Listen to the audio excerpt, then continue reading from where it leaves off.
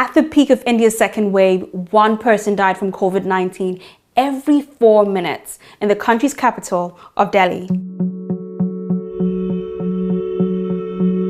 Thousands of people were losing their lives every day, but a second nationwide lockdown was nowhere to be seen. People have been shaken by the second wave.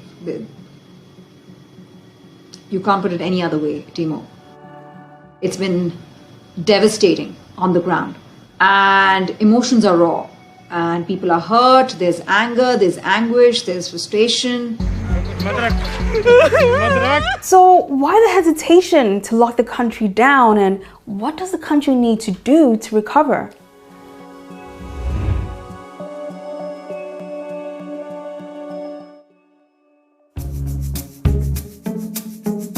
Before the pandemic, India was one of the fastest growing economies in the world. The country's GDP growth outpaced the world's since the turn of the century at an average of 6.6% year on year. In 2015, it did what other countries couldn't. It overtook China to become the fastest growing major economy in the world, holding the spot for 3 years. But then India's impressive growth story hit a number of stumbling blocks. Hi, Tanvir. Hi, Timo. Great to see you. Broadly speaking, many stakeholders are calling this budget a pandemic budget. Tanvir is an anchor for CNBC International and has been covering India for 15 years, yeah, it's been a while. What do you think was the reason behind that growth? The investment cycle was picking up. A lot of incentives were given from a policy perspective that helped India grow at a fairly impressive pace.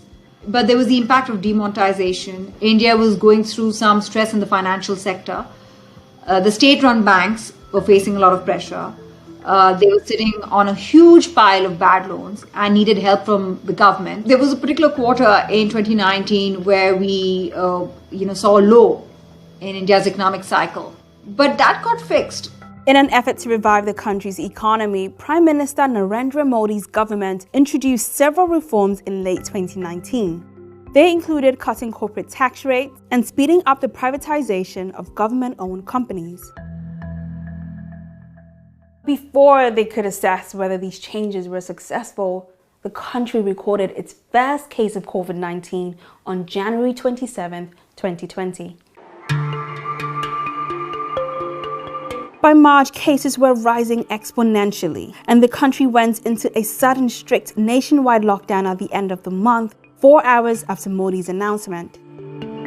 It brought the economy to a standstill, and it took a good 3 to 4 months for the economy to bounce back. The second impact was on migrant workers. India faced a crisis among migrant workers because overnight they lost their livelihoods. Overnight they were displaced. And so they had to go back to their homes in rural India. And for them to come back to their jobs also took a while. So yes, the impact on the economy was devastating. The country's GDP shrunk by a record 24% between April and June, the first time the Indian economy had contracted since it started reporting this data in 1996. India's economy then began showing signs of a V-shaped recovery, contracting by a less dramatic 7.5% between July and September. And despite GDP shrinking by 8% overall in 2020, the International Monetary Fund projected growth of 12.5% in 2021. It was the V-shaped recovery everybody was talking about, right? We've seen that play out in the US, in the United Kingdom, and that was a story in India as well. When the country reopened in the autumn of 2020, Prime Minister Modi declared that India, the world's largest vaccine manufacturer, would be used to help all humanity. Bharat की vaccine production और vaccine delivery क्षमता पूरी मानवता को इस संकट से बाहर निकालने के लिए काम आएगी. With the economy on the rebound and COVID cases seemingly under control, optimism was at a high.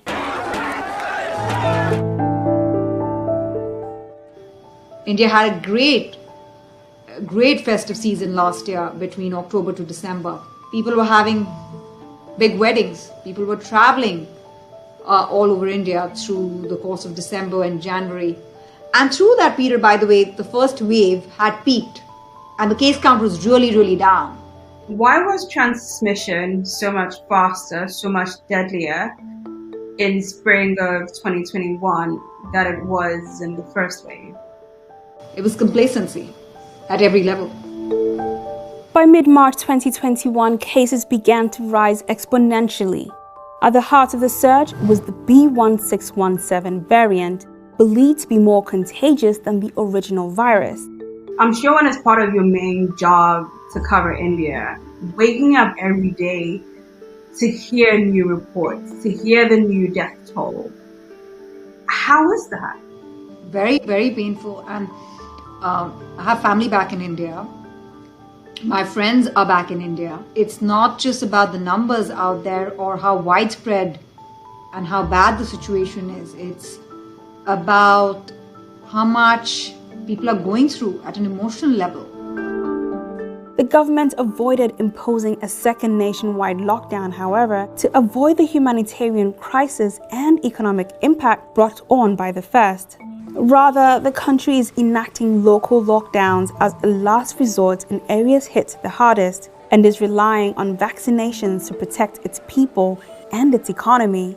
Modi ramped up production of vaccines in March and halted exports to prioritize domestic doses. India has two major vaccine manufacturers. One is Serum Institute's Covishield, which is based on AstraZeneca, and one is Bharat Biotech's Covaxin, which is the local vaccine. By the time we ended 2020, there was this expectation that there would be enough vaccine supply for India because cases were coming down in India to help other countries, countries that were perhaps in a more dire situation. That calculation misfired. I've been speaking to a lot of medical experts and specialists in India over the course of the last few weeks, and they're telling me that it's a matter of time that shortfall will be corrected. The healthcare system did get overwhelmed very quickly. When I speak to doctors, they tell me that a national task force has been set up by the Supreme Court to understand and fix the problem. At every level, the effort was to set things right. It took a while and was very painful. The World Economic Forum has also recommended a revamp in Indian cities' data collection and communication channels. During the outbreak, officials spent days trying to get basic data on bed availability and facility locations, and information on cluster outbreaks and deaths was unreliable. WEF says plugging these knowledge gaps, particularly in public health, transportation, and protection of migrants, will be crucial to getting the virus under control. Cities are expected to account for 70% of India's economic recovery, making them critical to the nation's comeback. And despite the tough road ahead, Tanvir tells me people and businesses on the ground are already adapting to a new normal.